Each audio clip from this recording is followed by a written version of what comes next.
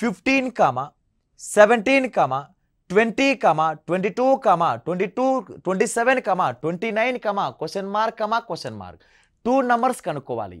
ఇక్కడ సిరీస్ అనేది స్లోగా ఇంక్రీజ్ అవుతూనే ఉన్నాయి. ఇక్కడ ఒక్కసారి ఆల్టర్నేటివ్ సిరీస్ చూస్తే 15 కాస్త 20 అయింది, therefore +5 will be increase.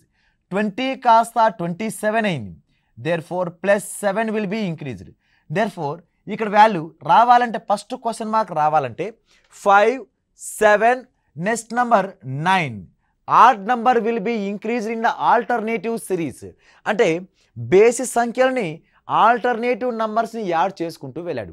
5, 7, 9. Therefore 27 + 9 value ఎంత అంటే 36. Therefore first number is a 36 ఉండాలి. దేర్ఫోర్ డి రాదు, ఇక్కడ ఏ రాదు. ఓకే, నెక్స్ట్ ఇంకొక ఆల్టర్నేటివ్ సిరీస్ తీసుకుంటే 17 కాస్త 22 అయింది, దేర్ఫోర్ +5 విల్ బీ ఇంక్రీజ్డ్. 22 కాస్త 29, therefore +7 will be increased.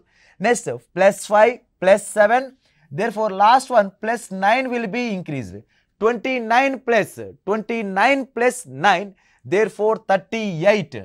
therefore comma ఇక్కడ మన ఆన్సర్ ఏముండాలి అంటే 36, 38. 36, 38 is a perfect right answer అవుతుంది.